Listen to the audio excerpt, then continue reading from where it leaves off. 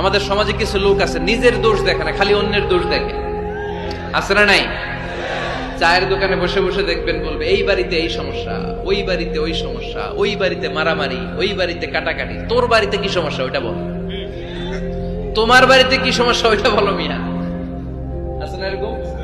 এই হুজুর ভালো না, এই সমস্যা, ওই হুজুরও ভালো না, এই হুজুরও খারাপ, এই হুজুরের এই সমস্যা। তুমি হুজুরের কি সমস্যা? তুমি হুজুরের কি সমস্যা আগে জাতির কাছে ওইটা বলো। আগে নিজে ভালো হও, নিজে ভালো তো জগৎ ভালো।